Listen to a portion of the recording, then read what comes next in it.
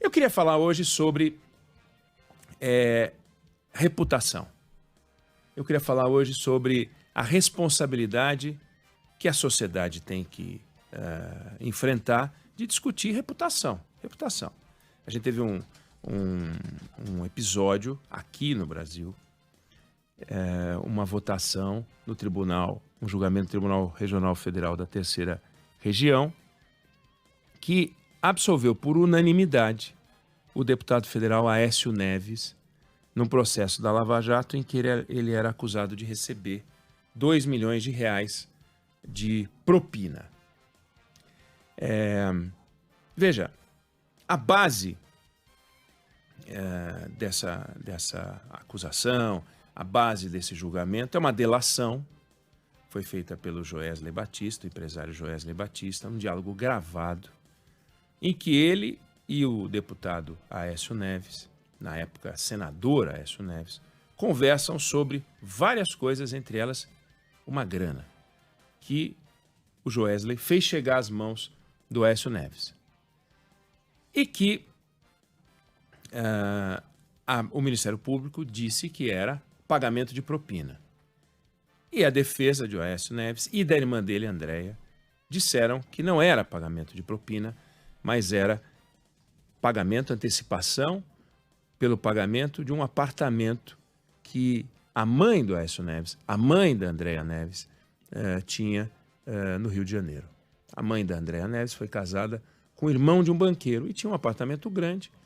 Aécio Neves e Andréia precisavam de dinheiro para pagar advogados e venceu essa tese, essa versão, que tem argumentos importantes, entre eles uma gravação em que a Andréia Neves sugere ao Joesley que veja o apartamento. Então tem um diálogo em que os dois falam, venha ver o apartamento. Se fosse só uma discussão, né? Se fosse uma discussão sobre pagamento de propina, por que falar em apartamento? Enfim, eu não quero entrar no detalhe. E também não quero sugerir que toda absolvição é um erro judicial. Porque, do contrário, só haveria julgamento justo se as pessoas fossem condenadas, o que é uma loucura. Para que um advogado de defesa, se o que diz o Ministério Público é sempre verdade? Não precisa de advogado de defesa, deixa o Ministério Público investigar. Quando o Ministério Público investigou, ou depois que ele investigou, ele diz o seguinte, eu entendi que ele é culpado, faço a denúncia, não houve o advogado de defesa, não precisa, o juiz decide em cima do que o Ministério Público falou. E condenando, porque se o juiz não condenar e absolver, o Ministério Público fez um trabalho ruim. E se o advogado de defesa convencer o juiz de que a denúncia era ou inepta, ou fraca, ou não tinha força, temos um erro judicial. Não é assim. Não dá também para todo réu absolvido argumentar que houve um erro judicial. Não, isso é parte do processo. Infelizmente, assim funciona.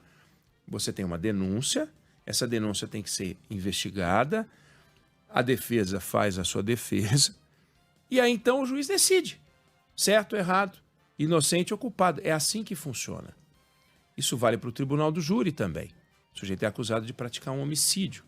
Ele vai a julgamento, ele pode ser absolvido, e há vários e vários casos de absolvição. Não por erro judicial, há casos de absolvição por erro judicial também. Provas que foram colhidas de maneira equivocada, mas a absolvição não pode ser em si considerada a evidência de um erro judicial. Não. É o trabalho do advogado de defesa que consegue reunir argumentos mais sólidos do que os argumentos da acusação. Então eu não quero entrar nessa discussão. Aécio Neves foi absolvido, ponto, é do jogo. Mas e o que acontece entre a denúncia, a investigação, que é um dever do Estado e um direito da sociedade, eliminar a presença de seres nocivos, né, na sociedade, no processo político, tem que ser afastados, eles têm que ser afastados. Né? Nós não podemos permitir que ervas daninhas estejam no processo político ou na sociedade, tem que afastar. Afastar prendendo, afastar mandando para casa, afastar mandando tornozeleira. Então, a sociedade tem uma estrutura para fazer a acusação. E a sociedade concebeu uma estrutura para fazer a defesa. E a sociedade concebeu a ideia de que existe alguém que não olha para um lado ou para outro apaixonadamente, mas sim sobre os fatos, e ali decide. É o chamado sistema de justiça, que não pode ser considerado fracassado porque houve uma absolvição. Só que no meio, o que acontece é a espetacularização. E aqui, isso não é parte do sistema de justiça, não está previsto no Código Penal, não está previsto no Código de Processo Penal, e é muito delicado de discutir, porque a sociedade tem o direito de saber o que está acontecendo. A sociedade tem o direito de saber que o Aécio Neves estava sendo investigado, ou não. Tem que saber. Por quê? Ele seria candidato a presidente, por exemplo, em 2018.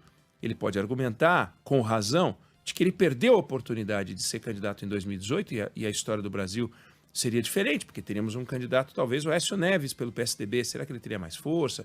Será que ele seria uma alternativa ao PT-PL, que na época não era PL, PSL, Jair Bolsonaro versus Haddad? Ele seria a candidatura do meio, do equilíbrio, que se dizia? Não sei, não dá pra gente saber. Mas ele não pôde ser.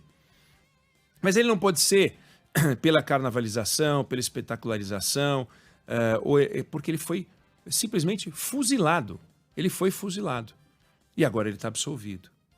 Aí veja, o ministro Edson Fachin decidiu, em função da delação, e só da delação, ele decidiu afastar o senador Aécio Neves do cargo do Senado.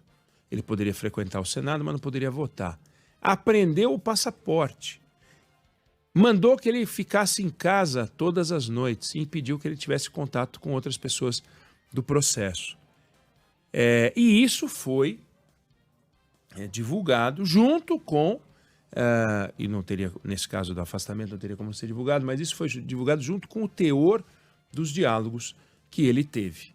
E o teor dos diálogos que ele teve, apresentado pelo Ministério Público, naquela forma assombrosa como o Ministério Público divulga as coisas, ou divulgava, espero que comece a pensar mais antes de divulgar, você praticamente condena as pessoas. Deltan Dallagnol deu várias coletivas, falando em vários processos, fazendo apresentações, e diz, olha, prendemos, fizemos busca e apreensão, colocamos, ele foi preso, ou seja lá o que for, por causa desses elementos aqui. Um agente do Estado falando aos quatro ventos, é evidente que é uma notícia, e a imprensa noticia. Agora, quando há essa cobertura, você tem um efeito sobre a vida dos envolvidos. Andréa Neves ficou presa 2 meses. 2 meses ela ficou presa por uma denúncia que agora, no Tribunal Regional Federal da Terceira Região, houve a absolvição. Absolvição, acabou. Não tem culpa nesse sentido. Vamos olhar para o diálogo do Aécio Neves com o Joesley. É um diálogo porco.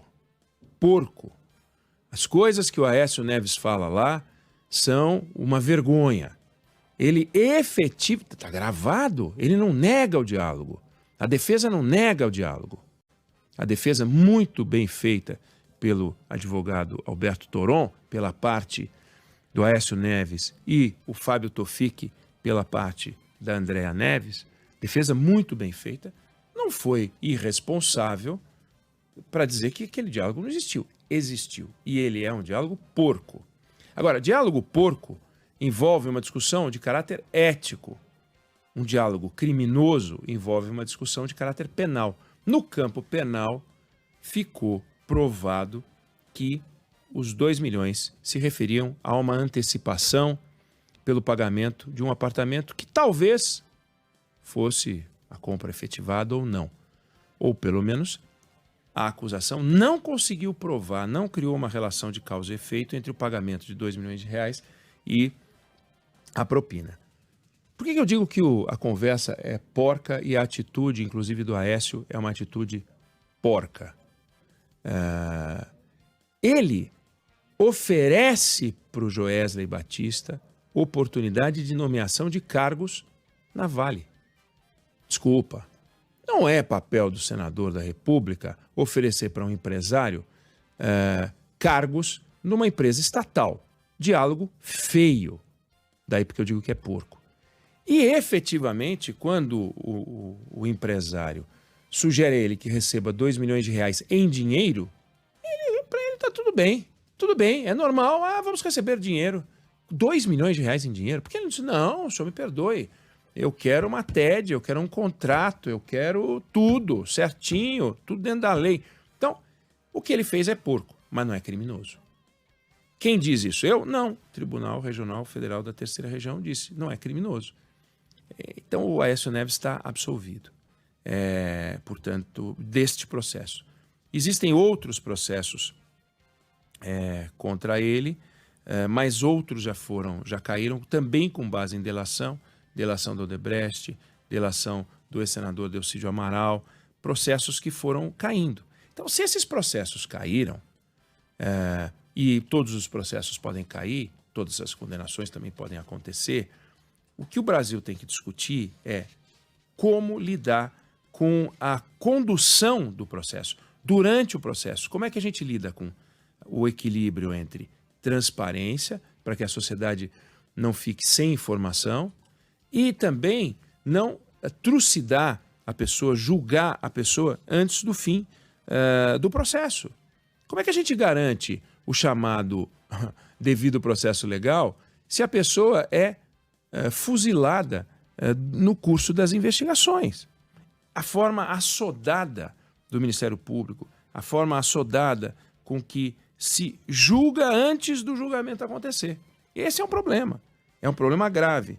Quer dizer, como é que a gente faz para não divulgar certas coisas, de repente o conteúdo do diálogo, e ao mesmo tempo dar à sociedade as informações? Por exemplo, nesse momento, tem uma delação premiada em curso, que é a delação de um ex-PM envolvido na morte da vereadora Marielle Franco. E foram divulgadas algumas informações da delação. Outras partes da delação não foram divulgadas. Quer dizer, o manuseio dessa informação por parte do Estado é importante. Quando, no entanto, você tem uma figura política envolvida, aí parece que o juízo se perde. Parece que... parece não, é evidente que a gente vê uma exploração política muito clara, seja por parte da direita, seja por parte da esquerda. Seja quando o alvo é de esquerda, seja quando o alvo é de direita. Então a gente tem um desafio no Brasil que talvez fosse impossível discutir lá no começo da Lava Jato. Lá por 2014, né, talvez fosse impossível conversar sobre isso. 2015, 2016, o caso do Aécio Neves é de 2018, esse afastamento, que o Fachin manda afastar em maio de 18, e o afastamento se dá em maio de 18 por ordem do Edson Fachin. Depois a turma do Supremo Tribunal Federal confirma, a primeira turma confirma o afastamento dele, lá por setembro, perdão, 2017. Em maio de 17 acontece o afastamento por ordem de Fachin. Em setembro, a primeira turma do STF confirma, com votos favoráveis do Barroso, Luiz Fux e da Rosa Weber, foi 3-2, então manda entregar passaporte, recolhimento noturno, etc. E aí em outubro o Senado diz não vai afastar. O Senado não aceita o afastamento, mas ele foi trucidado. Eu não tenho nenhuma admiração pelo comportamento que o Aécio Neves demonstrou neste diálogo. Você olha esse diálogo e vou te falar, é feio, não é legal, é uma coisa, não honra os votos que ele recebeu. Imagino que vários eleitores dele, e não é à toa que ele era senador e saiu para deputado federal, ele percebe que aquele diálogo realmente é muito ruim, mas a justiça entende que ele é inocente. E como é que a gente resolve isso? Não é só o Aécio Neves. Eu estou falando do Aécio Neves porque esse é o caso de agora, dessa semana. Mas quantos casos a gente viu, né? Pega o que aconteceu no governo Michel Temer. Michel Temer estava governando e ele passou 2 anos do governo dele lutando contra delações. Teve 2 votações na Câmara dos Deputados, em função de delações que depois se mostraram absolutamente infundadas, e ele foi absolvido. Está aí. É um político que poderia ter votado a reforma da Previdência, de repente outro exemplo de político que poderia ter disputado a eleição de 2018, se ia ganhar ou não tenho a menor ideia, né? Não sei. Mas está aí um outro exemplo concreto, né? Mas o caso da semana é esse caso do Aécio Neves. Então, cabe a gente pensar o seguinte: a gente fica com muita raiva dos políticos e a gente deve ter raiva dos políticos vigaristas. A gente fica com muita raiva dos juízes, né? E vira e mexe a gente critica aqui o sistema de justiça, o poder judiciário, e deve criticar mesmo porque é muito criticável. Mas é preciso separar.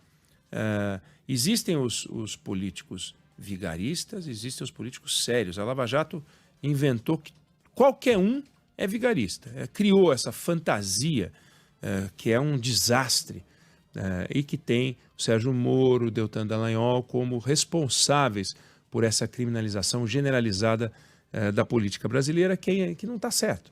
E, ao mesmo tempo, o sistema de justiça. Não é o que se fez agora, não é impunidade. Não é impunidade. Porque o Ministério Público não consegue provar, não conseguiu provar, e a defesa conseguiu mostrar que aquilo era parte do pagamento, e aí fica parecendo que é impunidade. Não é, né? Nós não podemos misturar. Existe a condenação política. A condenação política é a pessoa não entrega aquilo que prometia entregar e, na comparação, perde a eleição. Jair Bolsonaro. É uma condenação política.